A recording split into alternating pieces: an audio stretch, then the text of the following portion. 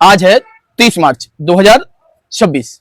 तो 30 मार्च का जो ललितपुर का इतिहास है वो ये है कि 1 जून 1946 को ललितपुर के डोंगरा गांव में सुजान सिंह बुंदेला का जन्म हुआ और 30 मार्च 2023 को उनका निधन।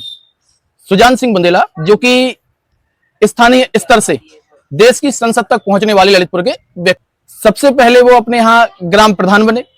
उसके बाद स्थानीय जो चुनाव थे उससे उन्होंने अपनी यात्रा क्या की, किसान, पानी, सड़क, शिक्षा, सूखा, बेरोजगारी और विकास, इन मुद्दों को उठाकर वो ग्राम पंचायत से संसद तक पहुंचने वाले व्यक्ति बने। सुजान सिंह बुंदेला, या फिर हम कहें कि बुंदेला बंधु ललितपुर जिनका रसूख, या जो कहें बुंदेलखंड के बेताज बादशाह के रूप में भी जाने जाते हैं, वो काफी चर्चित परिवार ये रहा है। 1971-72 में सुजान सिंह बुंदेला बने प्रधान, या पर कहें कि स्थानीय स्तर पर वो चुने गए।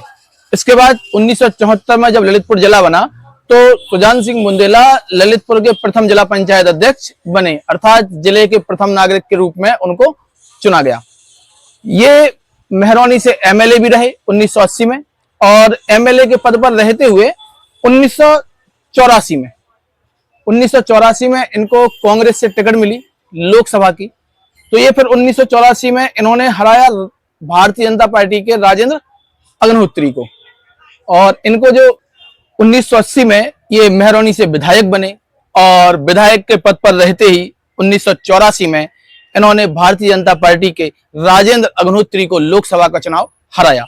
सुजान सिंह बुंदेला जिनको 1984 के लोकसभा के चुनाव में 2,45,029 वोट प्राप्त हुए थे, तो वहीं राजेंद्र अग्निहोत्री को 1,29,106 वोट प्राप्त हुए, और लगभग ये 1 लाख से अधिक की बहुत बड़ी जीत उस समय थी। 1989 में पुनः चुनाव लड़ा। इस चुनाव में राजेंद्र अग्निहोत्री ने सुजान सिंह बुंदेला को हरा दिया। सुजान सिंह बुंदेला को 1,80,373 वोट, तो वहीं राजेंद्र अग्निहोत्री को 2,13,571 वोट प्राप्त हुए। इसके बाद 1991, 1996 और 1998 के चुनाव में सुजान सिंह बुंदेला ने पार्टिसिपेट नहीं किया, अर्थात चुनाव नहीं लड़ा। 1991 के चुनाव में राजेंद्र अग्निहोत्री ने ओम प्रकाश रिछाड़िया को हराया। 1996 और 98 में हरगोविंद कुशवाहा जो कि समाजवादी पार्टी के प्रत्याशी थे, उनको हराया। 1989 से लेकर 1998 तक, अर्थात ये 9-10 सालों तक राजेंद्र अग्निहोत्री का एक छत्र राज यहां पर चलता रहा, झांसी ललितपुर लोकसभा सीट पर। इसके बाद 1999 में पुनः सुजान सिंह बुंदेला ने चुनाव लड़ा। सुजान सिंह बुंदेला को 2,83,387 वोट प्राप्त हुए, तो वहीं राजेंद्र अग्निहोत्री को 2,08,66 के करीब वोट प्राप्त हुए। 2004 का चुनाव सुजान सिंह बुंदेला ने नहीं लड़ा।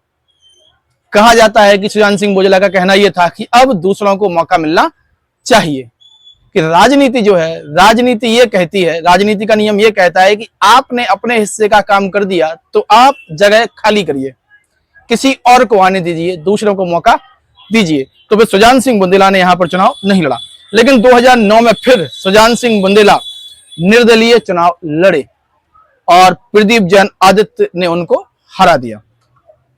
सुजान सिंह बुंदेला की जो यात्रा थी वो स्थानीय स्तर से शुरू होती है, ग्राम पंचायत से शुरू होती है और संसद में जाकर खत्म होती है। ये यात्रा केवल यात्रा ही नहीं थी, ये ललितपुर के विकास की यात्रा थी।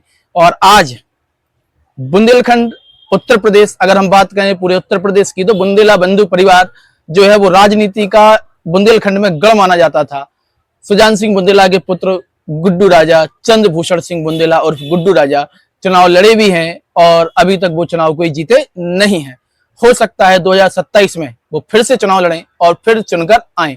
अभी जो 2024 का लोकसभा चुनाव था वो उन्होंने कांग्रेस की टिकट पर सागर से चुनाव लड़ा था, जो कि वो हार गए। इसके पहले ललितपुर सदर सीट से चुनाव लड़ा विधानसभा का, वो भी वो हार गए।